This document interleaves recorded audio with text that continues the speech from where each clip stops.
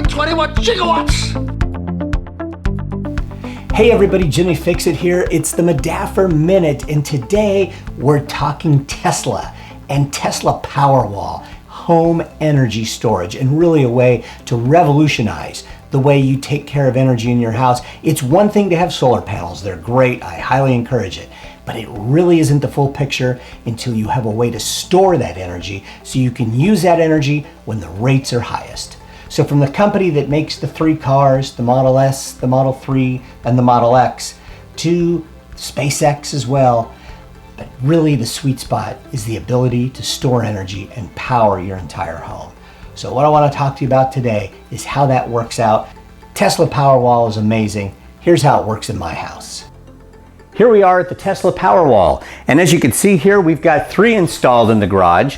You can have up to 4 with Tesla. In this case, we put in 3. They're operating right now where the juice is coming out of the batteries and into the house. And the way the system works is pretty simple. It starts over here with the inverter, generating electricity from the solar panels, which either go right into the house or go into the batteries, or a combination of the two. And so what you see here is the load centers that are set up to actually make it happen. We'll start up with this one right here, where from the side of the house, they actually took and relocated all of the circuit breakers for the house and put them in right here where they're available. As you can see how they're labeled, a 200 amp breaker. The power then also is available down here at this level, and this is essentially for things that the Powerwall does not necessarily need to charge. So if the Powerwall is offline or what have you, we've got 2 Tesla wall connectors as well as the main house air conditioning system. But in this case, it's a whole house system where the rest of the house, including the air conditioning upstairs and everything else, is all running off the batteries or the grid. On this set switch over here, this panel is the cutoff switch. This is where the electronics is that will actually communicate with the app. From here it goes through a Cat5 wire that goes into this, that goes into the router, into the house system, so we're always able to monitor live in real time. And then over here are the circuit breakers for the actual solar system itself, which is right here, the photovoltaic feed, as well as the 3 batteries, battery 1, 2, and 3, where they could be individually shut off as well, feeding into a main breaker, from there feeding back through the energy switch, from there back up into the house panel. It's a pretty good setup, very clean installation. They were able to do this whole thing in about 2 days. It was a little bit more complicated because it has 3 Powerwalls, and there's a little bit more effort, at least in California, at least at San Diego Gas and Electric, when you go more than 2 Powerwalls. So now let's take a look outside and see what they did on the outside. So here we are on what was the original main panel for the house, and as you can see, as I was describing earlier, they took all of the breakers out and relocated them inside the house. This is the actual meter from the utility that comes in here, and then you've got a couple of cutoff switches. The PV system disconnect right here, and then you've also got the PV system on the utility side. So there's a generator side and utility side. And because we ended up going with more than 2 Powerwalls, the utility locally here, SDG&E, requires a meter to actually monitor what the system is generating, and that's why we have this additional box right here. So they installed this and mounted it as well. So this pretty much is the system as to how it works, tying in the solar, the batteries, as well as the energy back to the grid. So as I said, you can control energy from anywhere, from your smartphone, as you can see here. And for us, installation was really simple. You know, it's $7,800 for one of these things, or in our case, 3 of them, about $21,000. They operate with almost no noise, very quiet compared to generators. It was pretty simple. They showed up at the house. I love this. 1 Electric Avenue, Sparks, Nevada. 5 kilowatt units, as you can see.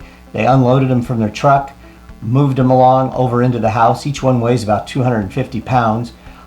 There was a lot of folks that showed up. They were at the house for 3 days because they had to start by removing the solar inverter that was already on the house, rewired the Tesla high capacity wall charger that was already there, and then they started moving things around, created a new location, took all the circuits that were on the side of the house, and they relocated them, as I mentioned, to the inside. There's the transfer switch, took all of the circuits from inside the house and brought them back in to the inside where everything was all in one place.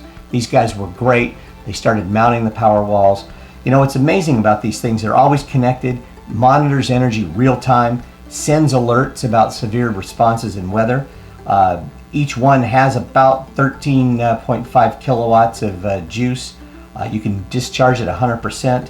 They're about 90% efficient. As you can see here, Ruby really liked the way the installation looked as it finished up. And from there, it's just been absolutely a dream. And I'll walk you through some of the screenshots that I've taken from the phone. There's the extra high capacity wall connector that we had put in. Registration was super easy. You just do it right from your phone and put that thing in. And here's really the goal. Here it is at 1700, 5 o'clock in the afternoon, 100% charge. The house had been 47% self-powered for the day, and now the system is discharging. But this is really the goal. You know, here it is at 10:35 at night. The house had been 100% powered, 41% from the sun, 59% from the Powerwall. The goal for me is zero juice from the grid, if that's possible. And on days I'm not charging the car, it happens all the time. You see that shot there, discharging at 98%, 7:42 at night. So it just gives you an idea as to how the system works. Here's a shot, 5.6 kilowatts coming from the sun, 4.8's charging the Powerwall, 0.8 going into the house. Here's an instance where, you know, there's very little solar. The sun had gone down or it was cloudy. Some juice going to the Powerwall, some running the house. So the system is very intuitive how it works depending on what's going on in the day. 4.1 kilowatts coming from the sun, some of it going back to the grid, very little of the Powerwall because it's probably already fully charged, and then whatever is needed to run the house. Again, with the solar system on and the battery, you get the best of both worlds. Here's solar, 6.3 kilowatts coming out of the sun, 1.6 going to the house, the rest going to charge the Powerwall. Here's the house used 20 kilowatts on this day, the day before 26 kilowatts, and it gives you all this detail on the app where you can see what the house used, what the solar produced, what came from the Powerwall, what to the Powerwall. Most importantly, very little from the grid, 0.9, and to the grid, 13. This is a perfect example at 5 in the morning of what the day before looked like in our situation using the battery. Again, nothing from the grid, everything from the sun or the Powerwall. This is what to me makes the system being so worthwhile. Having a Powerwall allowing you to store the energy that you captured from the sun and use it when the rates are the highest. So that's the thing on Powerwall. I really hope you enjoyed seeing this video. I highly recommend one. Check it out with Tesla. Obviously, I don't get paid for any of this stuff. I'm just telling you my own personal experience.